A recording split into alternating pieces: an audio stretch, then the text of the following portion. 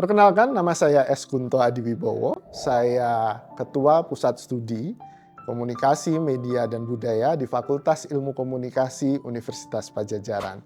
Sehari-hari saya mengajar di program studi ilmu komunikasi baik di tingkat strata 1 sampai strata 3. Ya, pada dasarnya media massa awalnya itu siapa yang memproduksi pesannya itu jadi pembeda yang penting gitu.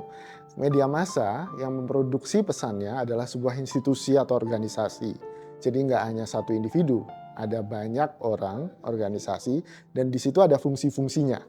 Misalnya ada fungsi gatekeeper istilahnya. Dia yang menyaring mana konten yang bisa dipublikasikan atau tidak gitu. Itu media massa. Lalu karena perkembangan teknologi, akhirnya kalau dulu kan selain produsennya juga untuk siapanya dibedakan gitu. Kalau untuk hanya orang-orang tertentu kita bilangnya narrowcasting gitu kan, atau bahkan interpersonal atau kelompok sifatnya. Tapi karena sekarang media sosial itu mengaburkan batasan antara yang massa tadi dengan yang personal, sehingga banyak ahli-ahli dari luar yang mengatakan sosial media ini mass personal.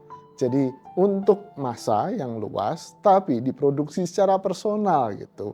Bahkan memungkinkan organisasi-organisasi media massa juga menyebarkan kontennya lewat media sosial. Jadi kalau menurut saya media massa itu lebih pada fungsi organisasi sebagai komunikatornya yang penting, sedangkan media sosial itu lebih platformnya, kanalnya gitu, seperti telepon, seperti alat komunikasi yang lain.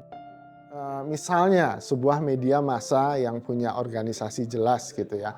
Kita bilang saja TVRI. TVRI punya kanal di media sosial, punya kanal di YouTube, punya kanal di Twitter, di Instagram gitu kan.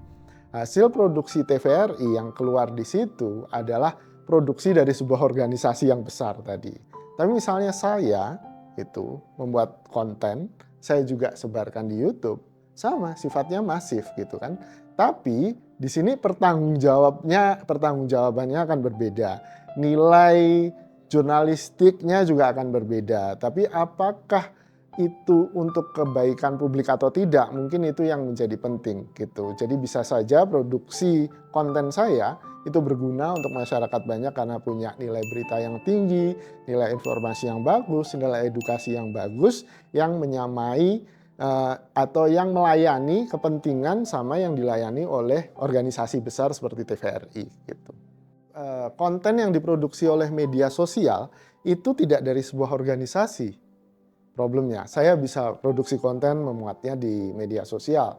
Anda juga bisa membuat konten dan mengunggahnya di media sosial. Problemnya adalah satu, akuntabilitas, ya kan? Problemnya adalah dengan cara apa, dengan kepentingan apa, dan untuk siapa konten ini kemudian dimuat di media sosial kan gitu. Dan media sosial sendiri sebagai sebuah platform, YouTube sebagai sebuah perusahaan tidak memproduksi kontennya sendiri kan. Beda dengan Kompas TV misalnya, beda dengan TVRI kan gitu. Platform itu hanya menyediakan tempat untuk mendistribusikan konten gitu. Jadi perbedaannya lebih di situ. Dan YouTube atau Facebook atau Instagram, TikTok bahkan ketika mereka menyediakan tempat itu ya yang mereka cari hanya keuntungan finansial pada dasarnya, bukan untuk melayani kepentingan informasi publik yang penting tadi menurut saya. Ya, terima kasih.